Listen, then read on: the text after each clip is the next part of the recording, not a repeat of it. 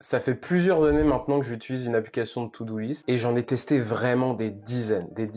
Google Task, Todoist, Asana aussi, Notion, Anydo, Habitica. Voilà, il y en a plein sur le marché, mais celle que je vais te montrer aujourd'hui, pour moi, c'est vraiment la meilleure. Et ça fait partie vraiment des applications que je suis content de payer. Tu vois, personne aime payer des choses, mais cette application-là, je suis content de la payer. Alors, il y a un forfait gratuit, t'inquiète pas, je vais tout te montrer tout de suite. C'est parti.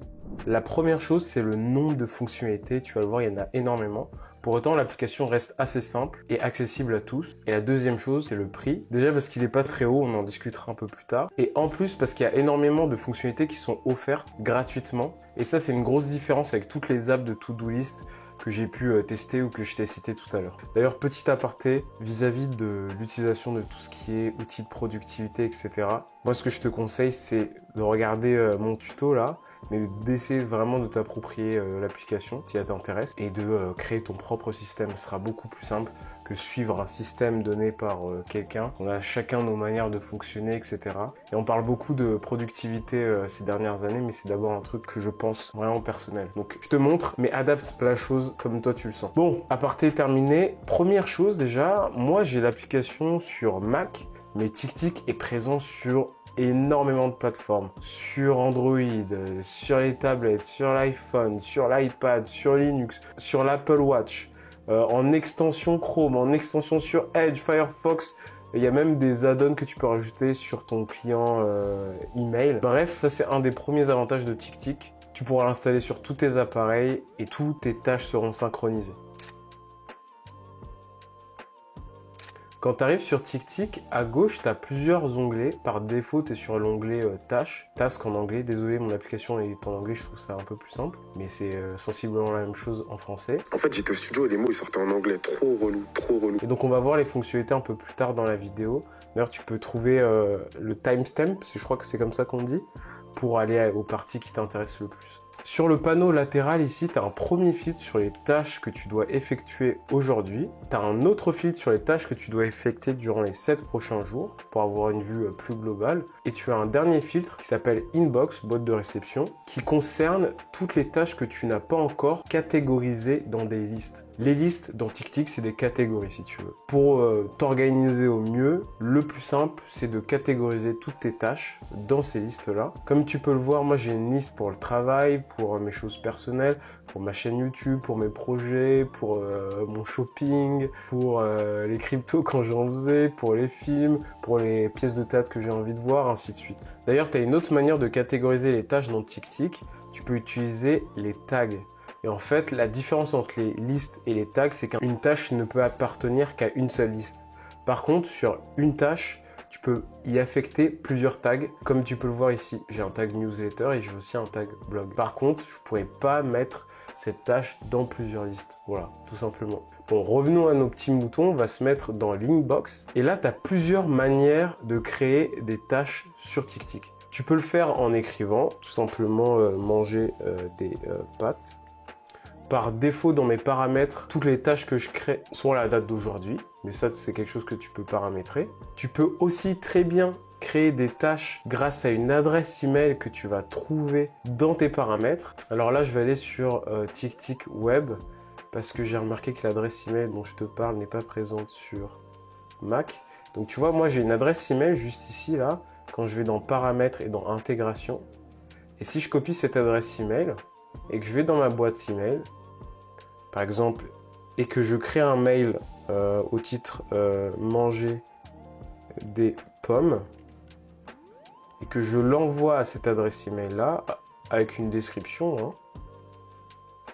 Hop. Quelques secondes après, une tâche vient d'être créée en inbox et comme tu le vois, il y a le texte que j'ai rajouté dans le corps de mon mail. Donc ça, c'est une autre façon de créer des tâches sur TickTick. Je l'utilise assez souvent, c'est super pratique. Et une dernière façon de créer des tâches sur TickTick, c'est de tout simplement les dicter à la voix, mais c'est une fonctionnalité qui est que disponible sur téléphone. Donc je vais aller sur TickTick, hop, j'appuie longuement, I want to buy pancakes. Et comme tu le vois sur mon mobile, il y a une tâche qui vient d'être créée et qui finit elle aussi dans l'inbox. Et hop, là, le max est synchronisé et I want to bake pancakes apparaît. Et une fois que tu as créé toutes tes tâches, tu peux aller juste ici et les catégoriser. Ok, celle-là, je mets dans la catégorie personnelle. Celle-là, je la mets dans la catégorie shopping, par exemple. Et elle disparaît de l'inbox parce qu'elle a été catégorisée. Donc voilà, je t'ai présenté les différentes façons de créer des tâches, mais j'aimerais approfondir la création de tâches par écrit parce qu'il y a une fonctionnalité assez cool qui est disponible aussi sur Todoist si tu connais. C'est que, imaginons que je crée une autre tâche, écrire un livre. Je pourrais rajouter une date comme ça manuellement, mais je peux aussi écrire par exemple tomorrow pour que TickTick comprenne directement que je veux parler de demain. Et ça, je peux le faire avec plein d'exemples. Écrire un manga next week par exemple. Hop, dessiner le logo de TickTick. Et là, je peux très bien écrire weekly pour que la tâche se répète toutes les semaines le jeudi. Et tu vois, il y a plein de petits raccourcis comme ça. Imaginons que je crée une tâche et que j'ai pas envie d'aller cliquer sur le changement de catégorie et que je veux la mettre dans une catégorie directement. Juste à utiliser le petit chapeau là et de dire par exemple shopping. Et quand je fais entrer, la tâche a directement disparu parce qu'elle est allée s'ajouter dans shopping. Dessiner le logo de TickTick aujourd'hui, comme tu le vois. Et tu peux faire la même chose pour les tags en utilisant un dièse. Tu vois, blog. Hop, cette tâche aura directement le tag blog. Et il y a d'autres raccourcis comme ça qui sont assez intéressants. Et sur TickTick, les tâches ne s'arrêtent pas uniquement à leur titre. Tu peux aussi rajouter une description. Et là, la description, c'est quasiment comme une note. Parce que tu pourras mettre des fichiers dedans, tu pourras mettre des images, tu pourras faire de la mise en page. Comme ceci, tu vois, je peux vraiment tout écrire. Je peux faire de la mise en page, alors soit en utilisant ce qu'on appelle le markdown. Par exemple, si je fais un dièse et que j'écris, ça fait un titre. Si je fais deux dièses, ça fait un sous-titre, ainsi de suite.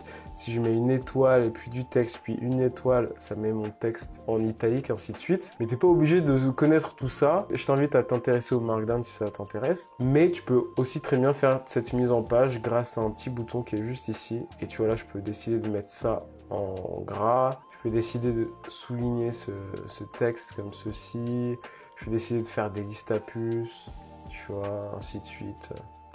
Et hop, je rajoute une image si je le veux, ou même un fichier aussi, pourquoi pas. Donc là, j'ai rajouté une image.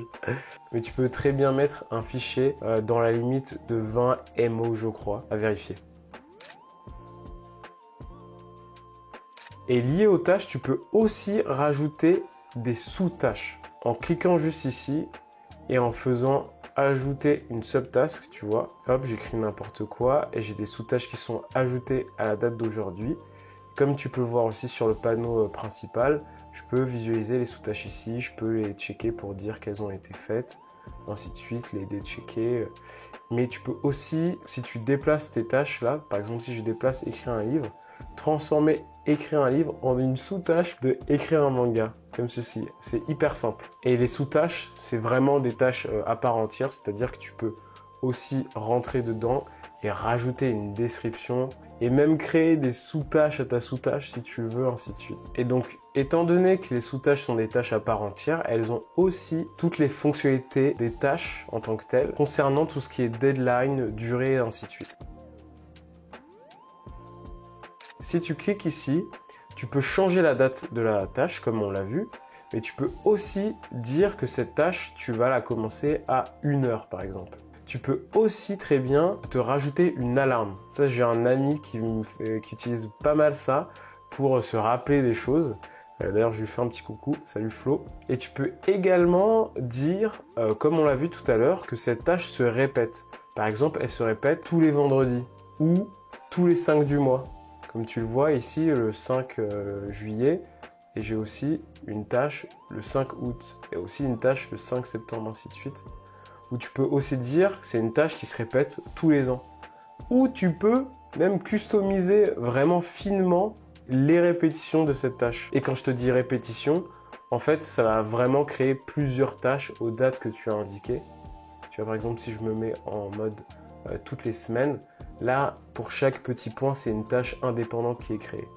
Donc cette tâche, je l'ai mis en répétition toutes les semaines, mais tu pourrais aussi très bien rajouter une condition pour qu'elle s'arrête au mois d'août, par exemple. Tu vois, là, donc en juillet, j'ai cette tâche qui est répétée, mais après août, je n'aurai plus. Et ça, c'est ultra pratique.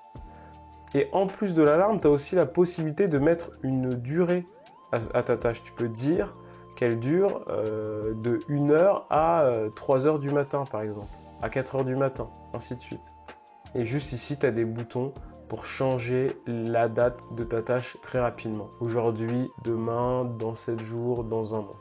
D'ailleurs, on va revenir sur la durée très bientôt. Tu vas voir, c'est ultra utile pour une autre fonctionnalité.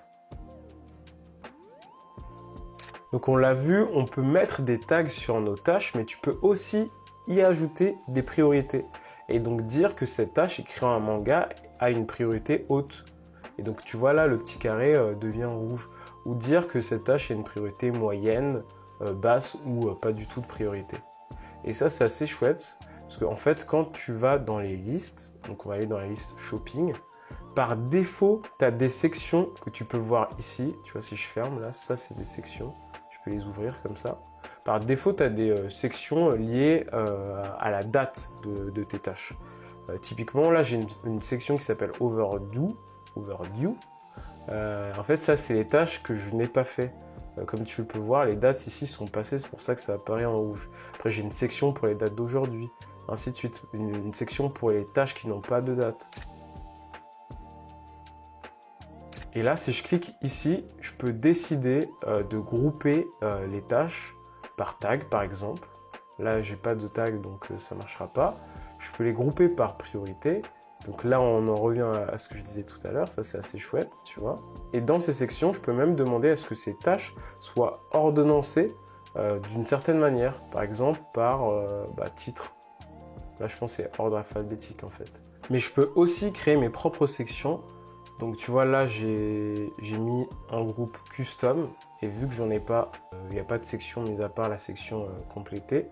Et si je fais more ici et que je fais créer une section, je vais pouvoir dire pas trop sûr. Donc, je suis pas trop sûr d'acheter ces articles là, je peux créer une autre section, je suis sûr. Je peux créer une autre section terminée par exemple. Et je pourrais bouger en drag and drop toutes mes tâches dans ces différentes sections. Et donc ça c'est juste une autre manière de s'organiser.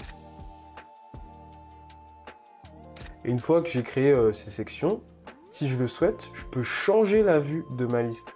Là, j'ai une liste avec une vue de liste, mais si je clique encore une fois sur les 3 petits points, je peux dire « Ok, moi, je veux que tu me fasses un Kanban ». Et là, j'aurai mes sections en colonne et je pourrais déplacer mes tâches dans les différentes sections. Et ça, c'est ultra visuel, c'est ultra pratique, je trouve, pour visualiser toutes nos tâches. Et là, je peux même rajouter une autre section, ainsi de suite, et déplacer toutes mes tâches. Donc, ça n'a pas d'effet sur la complétion en tant que telle de la tâche, mais c'est assez sympa pour s'organiser. Et tu as une troisième vue aussi accessible qui s'appelle Timeline View. Et ça, c'est plus une vue utilisée dans tout ce qui est gestion de projet un peu, pour dire, en fait, cette tâche...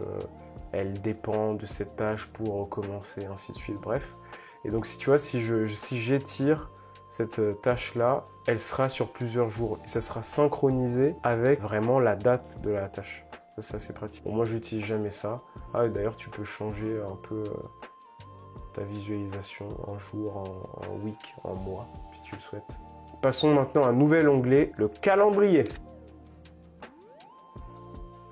Tu te rappelles tout à l'heure, on a rattaché des dates et des durées à une tâche et ces deux informations-là seront très utiles quand tu vas utiliser le calendrier auquel tu peux accéder juste ici, hop. Et comme tu le vois juste ici, j'ai dit que sortir les poubelles, ça durait 1 heure, donc ça s'affiche sur mon calendrier. J'ai dit que étudier mon espagnol, ça durait de 11h à 13h et ça s'affiche aussi sur mon calendrier, ainsi de suite. Et ça, c'est très utile si tu travailles grâce à la méthode du time blocking, c'est-à-dire que tu vas allouer des durées, des laps de temps dans ton calendrier pour faire certaines tâches. Et comme tu le vois, c'est ultra visuel et ça permet vraiment de se concentrer, de se focus sur une tâche précise durant la durée que tu as indiquée. Et toutes les tâches auxquelles tu n'as pas rattaché de durée apparaissent juste en haut, comme ceci. Et tu peux évidemment les déplacer en drag and drop. Il faut juste la sélectionner, hop. Et évidemment, changer le temps, comme ça. Et tu peux aussi créer de nouvelles tâches directement depuis ton calendrier, comme ceci. réparer la porte. Et donc, y ajouter une liste, je veux dire que c'est du personnel, ça. D'ailleurs, tu as vu, les couleurs changent. C'est parce que j'ai configuré des couleurs dans mes listes juste ici. Donc, tu vois, personnel, j'ai mis du vert. Didier Laquette, j'ai mis du bleu. Shopping, j'ai mis du jaune. Donc, ça permet, encore une fois, d'être très visuel dans toutes les tâches que tu manipules. Et là, tu vas me dire, ah, mais attends, c'est bizarre. Ok, c'est génial. Là, si toutes les tâches du jour apparaissent en haut, moi, si je veux organiser ma semaine, comment je fais? T'inquiète pas, TickTick a pensé à tout. Si tu vas dans les paramètres juste ici, que tu fais réarranger les tasks, ici, tu pourras visualiser toutes les tâches que tu as créées et tout simplement, par la suite, les prendre encore en drag and drop et y assigner une durée en même temps qu'un jour. C'est aussi simple que ça. Hop. Ça, c'est génial. Donc là, je visualise les tâches sous la forme de liste dans la colonne de droite. Mais je peux aussi les visualiser sous la forme de tag ou encore de priorité. Et tu peux même, pourquoi pas, simplement les filtrer et ne t'afficher que les tâches que tu n'as pas encore traitées. Donc là, la fonctionnalité calendrier, c'est déjà super, tu vois, c'est génial, tu t'organises comme tu veux. Tu as toutes tes tâches au même endroit, tu les visualises, quand est-ce que tu les fais, quand est-ce que tu les fais pas. Tu peux même changer la vue, là je suis en vue week, je peux mettre en vue jour, je peux mettre en vue un peu plus agenda. Je peux mettre plusieurs jours à la fois et sélectionner le nombre de jours, peu importe, etc. Donc ça, c'est super. Toutes les tâches qu'on a créées sur TickTick, on peut les visualiser, les réarranger, s'organiser au mieux. Mais TickTick a rajouté une fonctionnalité qui fait le petit truc en plus, c'est que tu peux aussi visualiser tous tes autres calendriers. Si tu vas dans les paramètres, juste ici, tu cliques sur calendrier subscription. Ici, tu peux ajouter tes calendriers perso, que ce soit un Google Calendar, un Outlook, un Exchange ou même un iCloud si tu utilises le calendrier d'Apple, ou tout type de calendrier qui a un format ICS. Je te laisserai regarder ce que c'est. Et une fois que tu auras rajouté tes calendriers, que tu auras configuré les événements que tu veux voir et ceux que tu ne veux pas voir, et bah tu pourras voir tous leurs événements sur ton calendrier TickTick. Comme tu vois ici en gris, je vais voir vice versa très bientôt. Et ça, c'est pas une tâche que j'ai créée au sein de TickTick, non, elle vient de mon calendrier Google et je peux avoir aussi d'autres informations. Si j'ai rajouté des notes, je peux les visualiser directement depuis TickTick, j'ai pas besoin de changer d'application. Et si j'ai pas envie de le voir, bah, je peux décider de les archiver ou de les supprimer. Mais donc ça, c'est une fonctionnalité que j'aime beaucoup moi sur TickTick. C'est super pratique, ça te permet de rester sur une seule application. Donc c'est génial, je peux voir mes calendriers externes sur TickTick. Il y a aussi une fonctionnalité qui te permet de mettre toutes tes tâches TickTick sur ton calendrier et ça va se trouver au même endroit. Tu vas dans Subscription et ici tu pourras générer un lien unique pour chaque liste que tu possèdes. Donc moi j'en ai généré 2, tu vois, pour ma liste personnelle et ma liste shopping. Et tu peux aussi le faire pour toutes tes listes comme ça. Et quand tu auras mis ce petit lien dans ton calendrier, tu pourras visualiser tes tâches comme tu peux voir ici là, mercredi. Arroser Yuka, bah ça vient de TickTick, ça vient pas de mon calendrier Google. Tu vois, juste ici, hop. Je crois que j'en ai une autre aussi la semaine prochaine. Suspendre mon abonnement Cinépass, bah, je peux le voir aussi ici. C'est incroyable, ils ont pensé à tout, Qu'est-ce que tu veux que je te dise?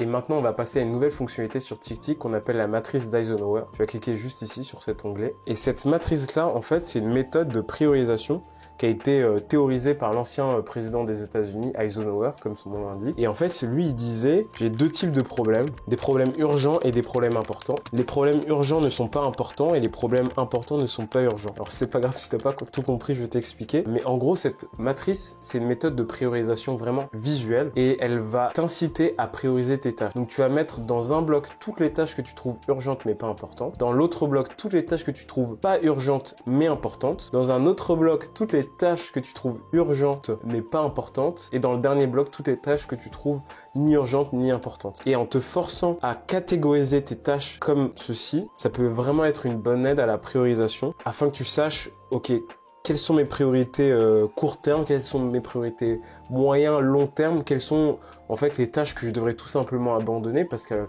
n'ont pas vraiment d'utilité. Je vais pas m'éparpiller sur cette méthode-là, mais en général, dans le cadran 3 là, urgent mais peu important, c'est les tâches que tu vas potentiellement déléguer si possible. Parce que Elles demandent une attention vraiment immédiate, mais elles n'ont pas forcément de valeur sur le long ou moyen terme. Et les tâches qui sont dans le cadran numéro 4, là, pas urgent ni important, c'est potentiellement des tâches que tu dois supprimer ou vraiment limiter au maximum, parce que comme le nom de la catégorie l'indique, c'est des tâches qui n'ont pas trop de valeur, peuvent un peu te distraire. Mais ça, c'est en théorie. Vraiment, encore une fois, comme je te disais au début de la vidéo, tout ça, c'est à toi de t'approprier toutes ces méthodes-là avec ton organisation et tes sensibilités. Et du coup, encore une fois, tu peux créer des tâches en cliquant sur le petit plus juste ici, directement dans les catégories que tu souhaites.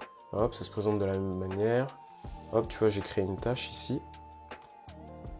Tu peux évidemment les déplacer avec un drag and drop. D'ailleurs, je ne sais pas si tu as vu avant que je la déplace. Ici, il y a une date qui s'est automatiquement mise et si je change la catégorie, la date passe à aujourd'hui. Donc, il y a des dates qui sont, si tu veux, prédéfinies pour aussi t'aider à t'organiser. Et ça, c'est quelque chose qui vient de TickTick. C'est pas la méthode Eisenhower qui t'impose de faire toutes les tâches urgentes et importantes aujourd'hui. D'ailleurs, comme tu le vois ici, il y a les priorités que j'ai rattachées à mes tâches. Donc, je peux avoir des tâches de priorité moyenne qui sont dans urgent et important. Pas vraiment, t'es pas fixé, mais en général, si je crée une nouvelle tâche dans personnel par exemple, on va dire W, et que je mets la priorité haute, et si je retourne dans mon cadran, la tâche va apparaître ici parce que j'ai mis la priorité haute. Et TickTick considère que quand tu mets la priorité haute, c'est forcément urgent et important. Mais comme je te l'ai dit, ça m'empêche pas de bouger cette tâche en mettant non urgent et important. Après là, ce sera à toi de changer la priorité, de mettre moyenne. Tu vois, ça c'est vraiment quelque chose, encore une fois, que j'aime énormément dans TickTick. C'est-à-dire que vraiment toutes les fonctionnalités sont connectées entre elles un maximum et ça te fait gagner encore une fois un maximum de temps. Maintenant, on va passer à la méthode Pomodoro qui est aussi inclus dans TickTick. C'est l'onglet en rond là, juste ici. Si tu connais pas la méthode Pomodoro, en fait, c'est une méthode où tu vas te dire, je choisis une tâche, je vais me focus, vraiment me concentrer sur cette tâche pendant 30 minutes. Une fois que tes 30 minutes seront passées, tu vas avoir une petite session de pause de par exemple 5 minutes et après tu vas encore travailler 30 minutes et ainsi de suite jusqu'à ce que ta tâche soit vraiment terminée. Ça te permet vraiment d'être concentré, comme je te l'ai dit tout à l'heure, et d'avoir un objectif un peu, tu vois, chiffré. Et moi, je trouve ça beaucoup moins démoralisant de se dire ok, je travaille ce bloc de 30 minutes plutôt que de te dire ah ouais, là toute cet après-midi je travaille sur cette tâche, et avoir aussi ce petit timing en tête. Moi, ça m'oblige à essayer de maximiser un maximum tout ce que je fais durant ces 30 minutes et d'être le plus efficace possible. Et en général, entre sessions de 4 focus, entre sessions de 4 30 minutes, tu auras une pause un peu plus longue. Et bien sûr, que ce soit les sessions de travail ou les sessions de pause entre tes différentes phases de travail, tout ça, tu peux les configurer. Tu n'es pas obligé de mettre 30 minutes. Si tu veux, tu peux mettre 1 heure, tu peux mettre 5 minutes de pause, 15 minutes, 20 minutes, on s'en fiche. Tout ça, c'est configurable sur TickTick. Donc, une fois que tu seras sur le Pomodoro de TickTick, tu pourras démarrer ton minuteur comme ceci. Et là, tu as le petit calendrier qui apparaît à droite. Et donc, le temps va défiler. Et tu pourras mettre pause, évidemment. Tu pourras mettre continuer ou tu pourras mettre arrêter. Mais en gros, tu vois, une fois que j'aurai fini mes 5 minutes juste ici, et le minuteur va changer de couleur et ça sera le minuteur de pause qui ne sera pas compté dans ma session de travail. Et tu peux évidemment mettre des petites notes ici. Ça, je l'utilise jamais, mais c'est toujours utile si tu as envie durant ton focus. Et évidemment, tout ça est synchronisé avec ton téléphone. Et donc, comme tu le vois, moi, j'ai démarré mon temps de focus, de travail, sans rattacher une tâche à celle-ci. Mais tu peux le faire juste avant de le démarrer. Donc, tu vois, je peux mettre, ok, choisis que ce focus-là sera sur la tâche sac à dos. Donc, je démarre. Mais tu peux aussi rattacher ton temps de focus a posteriori. Ici, tu as l'historique. Et là, je peux dire, ok, en fait, ce focus-là, c'était pour la tâche TickTick, tu vois. Et donc là, je vois que c'était pour la tâche TickTick. Et tu as ici des petites stats assez simples, mais toujours utiles. Bon, apparemment, j'ai fait 300 Pomodoro depuis que j'utilise l'app. Là, tu vois, je viens de découvrir une fonctionnalité que je ne connaissais pas. Tu peux même mettre ton Pomodoro en plein écran comme ça, pour vraiment n'avoir aucune distraction. Ça, c'est chouette aussi. La dernière petite chose assez cool que moi, j'utilise pas vraiment, c'est que pendant tes sessions de travail ou tes sessions de pause, tu peux rajouter de la musique. Il y a des musiques qui sont incluses. Donc tu vois, si tu veux avoir une musique de café ou de pluie, alors je sais pas si là tu l'entends, ça fait une petite musique de pluie. Si tu as besoin de ça pour te focus, ça peut être assez utile. Donc il y a des petites musiques incluses, assez nature, c'est pas mal. Je sais pas si toi t'aimes dormir avec la pluie, mais moi je kiffe, je trouve ça tellement apaisant. Voilà, je te raconte un peu ma vie. Donc il y a énormément de fonctionnalités comme tu l'as vu sur TickTick et ça c'est la fonctionnalité qui a achevé ma décision de partir sur cette to-do list. C'est les habitudes, un habit tracker comme on dit, qui est inclus dans TickTick et ça c'est magnifique. Donc tu vas pouvoir gérer toutes tes habitudes sur une seule et même application en plus de toutes les fonctionnalités que je t'ai présentées tout à l'heure. Donc moi, tu vois, j'ai des petites habitudes, faire du sport, que je check comme ça au fur et à mesure des journées. Donc hier et aujourd'hui, j'en ai pas fait.